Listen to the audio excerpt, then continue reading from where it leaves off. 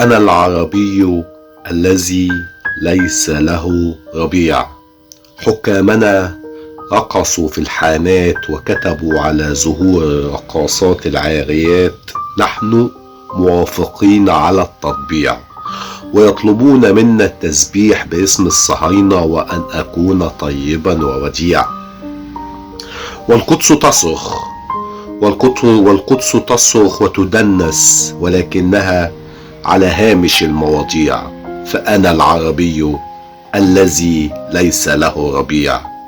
وبينما تعلو ضحكات الراقصة في غرفة الحاكم، وملايين الدولارات تحت قدميها يوميا تضيع، وأنين القدس يحتل أذني، فأنا رافض للتطبيع.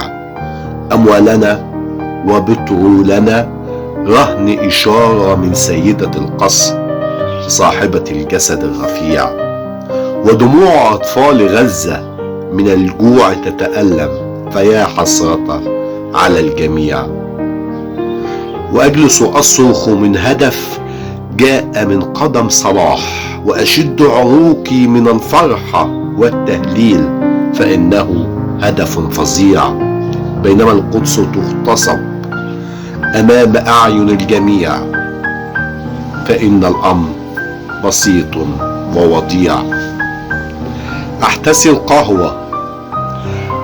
القهوة في شتاء قارس، وأتحدث على الفيس عن الألم والأنين كل دقيقة، بينما تقف رجال ونساء بالحجارة تدافع عن عرضها من أجل عزة القدس العتيقة.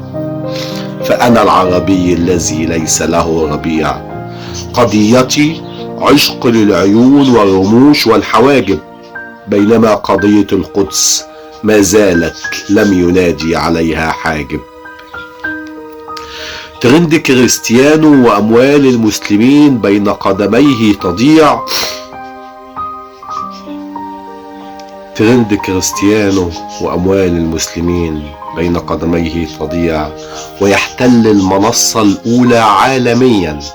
فقد حان زمن التفاهات والجرابيع، وضياع القدس لم أعرف عنه شيئا، كأنه طفل رضيع.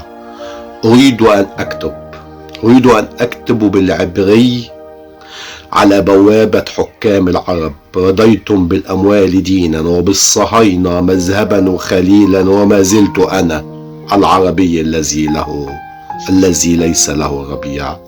شكرا.